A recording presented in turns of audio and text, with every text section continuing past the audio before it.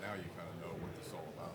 It's, to be honest, I feel a lot better than I did last offseason. Just knowing what this team's capable of, and we're getting better and better as we went along during the season. So it's not like we're just staying status quo. I think the players that we have are going to get better. The team's going to be better. We're going to add some more youth during the draft. So I'm really, really excited. You guys have won this thing now 3 straight years as the division, but didn't get a lot of respect obviously last year. Not getting in again this year as Atlanta's now the sexy picks, I guess, for this year. That's fine with me. I like being the underdog. This team likes being the underdog, and I like keeping receipts. Jason, there are some new signings at corner this offseason. What can you tell us about Javier and Bryce and kind of how they fit in the room and on the roster? If anything, great depth. If not competing for starting jobs, Javier is a really tough, instinctive player. Can run, extremely aggressive. Like him in the nickel spot. He can also play a little outside. Really good on teams. And Bryce is going to compete for time outside, playing in nickel, playing on third down. Competing for a job, regardless. So I thought those were 2 really good depth pieces that we were able to get. What about Bowles' leadership do you believe in? He's steadies the ship. He keeps it going. He's got a great demeanor about him that the team follows. He's always the same every day, and I think that goes a long way with the team. Jason, you made some additions on the interior offensive line. Just want to ask you how those guys fit in and how you see the competition there. Same with the corner. They're, if anything, great depth pieces, but they're going to compete for starting jobs. I think Ben can compete to start at guard or center. Sua at guard. Both really smart players, both bigger guys, both have a lot of strength. Both are going to get opportunities here that maybe they didn't have. Well, in Sua's case, especially with us. So because there's opportunity. So glad to have those guys. What do you like about Liam Cohen so far behind the scenes? He said he's having the most fun he's had coaching, and he hasn't even hit the grass yet.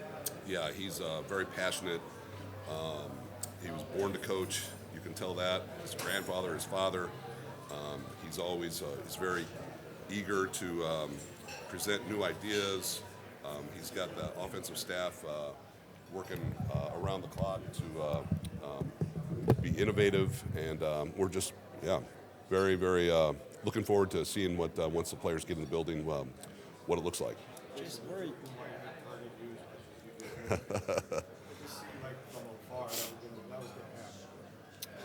Yeah, it kind of seems like since the day that we let him out of the building that we were just counting down the minutes until he came back. So, that was a very unique situation where when he came back, there wasn't a person in the building that wasn't smiling, grinning ear to ear. Oh man, he got down on one knee and thanked a lot of us for bringing him back. So he's the happiest guy in the building for sure. Where are you guys right now, kind of at the end of March, going into April, and kind of your process as you transition to the draft here a little bit eventually? Well, we'll still keep an eye on some value, what's out there, and wouldn't be surprised if we make a move on some value picks and signings, but it's mostly transitioning to the draft right now. And then yesterday, of course, the vote for the hip drop penalty. Todd said this morning, we don't teach it, we don't practice it. What is the talk around, teams, concerns or positivity about that decision that was the vote yesterday? I think what we're trying to do, the league, is trying to make the game safer, and we're all for that. So anything that makes the game safe, we're not trying to take away, a standard tackle by any means. I think, the data we've seen, the interest in football is rising at the youth level, and we want to keep it that way because we want to protect the game, and we want to make sure that we keep it on the same trending up like it is right now. Are you looking forward to kick returns? Well, I'm looking forward to having it back in the game. So it's going to be interesting how that looks. Nobody really knows exactly how that's going to look. But it'll be interesting to have a play that kind of matters back in the game. It's been a long time since you guys had one for a touchdown. It has been, yeah. So we'll try to correct that this year. How much is that first job lose, a competition there with Dennis or anybody else coming in? How do you view that spot? Well, we feel really good with KJ and Voss in there, and so that'll be a fun competition to watch during camp. There's always the draft too. I can't say whether or not we'll be taking one, but we're always on the look for the best possible player at any pick that we have. But we feel really good about the pieces that we have with JJ as well. You don't want to draft high because you have a good year. If you can consistently, because of the vision more, what's the art of that? Where you can fall to? It's a long night. Yeah.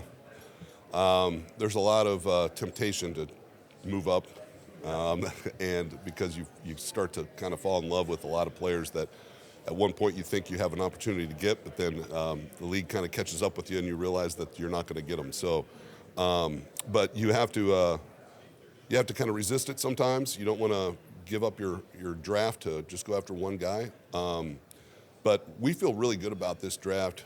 We think that there are a lot of players we're pretty excited about in our first 3 rounds that we think are going to be there if you just run the numbers. And all those quarterbacks, they push good players down if you're not in the market. Yeah, they do. Yeah.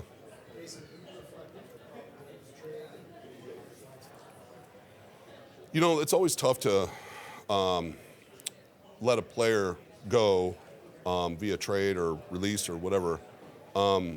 We just kind of felt like it was an opportunity for us to get a pick, a really good pick, and to add some youth with that pick, whether we use it or use it as ammo to get up or whatever it is. We wish Carlton the best. He's a good player when he's out there on the field. So, but now it gets opportunity for somebody else. How accurate have you been in predicting the first round of the draft? Oh man, I can guarantee we're going to pick somebody. So, Jason, could you speak to Todd's ability to call plays and balance that with head coaching? And do you feel like he made strides in that area doing both? And you look at the shutout in Carolina to end the season, give you guys the championship, the game plan he put together against the Eagles, and just you can speak to how he progressed as someone who could do both, but put together some real gems as a defensive player. well, he's one of the best. I've been around just go back to the Super Bowl. That was a Hall of Fame game plan that he had there.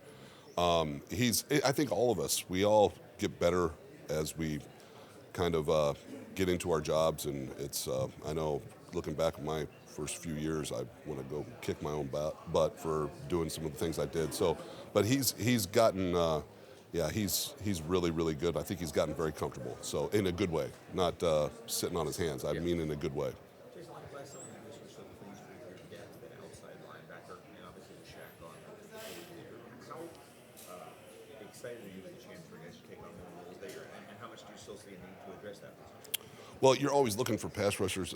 You're always looking to upgrade. Doesn't matter if you have 2 All-Pros there. You're still looking for depth there. So we're always going to be looking there. But we all are really excited about Marquise and for Jose. Anthony obviously is there. He's been a steady force there. But some of those young guys were giving our tackles a lot of trouble during the week last year, and they talked to me about it all the time. Tristan and Luke were, this Jose is going to be something else. So I'm excited to see him in camp this year. Last year he was hurt, so it'll be fun to watch him. Jason, I don't know if you saw the Cleveland Cavs head coach last week have a comment, KB Bickerstaff, about he feels that because there's so much legalized gambling now across this country that it's getting out of hand. He said he's received death threats. Fans are yelling out of the stands to keep players in so they can make their over-unders. Is it having an effect? Are you concerned about the way gambling has gone with now all professional sports? It hasn't hit me yet, so I've gotten death threats for taking a Florida State or a Florida player, but not for nothing involving gambling. So it hasn't reached my desk yet. It's important to bring in Wolford back, and have you had the opportunity to talk to Chef after you scooped him? Yeah, we're excited to have John back. He's not only making plays on the field, but he's awesome in the classroom too. He's almost like another coach there. So he was very, very excited to be back. Jason, can you talk about what seems to be a little bit of a revival in the running back position as far as what you're getting paid, and also where you see your team as far as looking for a second line like a lot of teams are doing? Yeah, it did make a little comeback this year. The market, they're an important piece. We need another. Well, we're looking forward to seeing Sean this year. He's rookie last year, and see what he does. And we love Chase, and obviously Rashad. But we're looking for another running back to be in the competition there to carry some of the load. Jason, what about the wide receiver position behind Mike Evans and Chris Godwin? It's really just Trey Palmer and then a lot of inexperience there. Is that another position maybe looking? Absolutely. Yep. Always looking for depth there too. The best years we had, 2020, 2021, a lot of it had to do with the great depth that we had. So we need to try to replicate that as best we can. Yeah, Jason, David Moore he's a veteran. You lose a veteran in a depth position like that, receiver. How important is a veteran for that group? Well, it's important, but you can do it with youth too. So it's we have great coaching. We've got a great veteran group there, 2 leaders in there. So you're always looking for the best, but you want youth. So and especially when you have veterans like Mike and Chris already in the room. But you have a new receivers coach like Brian McClendon, who's been involved and actually either recruited or coached some of these wide receivers in this draft class, and Liam Cohn coming from the college ranks. Do those guys really help you in the pre-draft scouting process with some intel that maybe you guys? I know you guys do a great job from the scouting perspective, but Yeah, we're in the middle of that right now. Yeah. So, but we're seeing it's especially coming from college where they do a lot of work.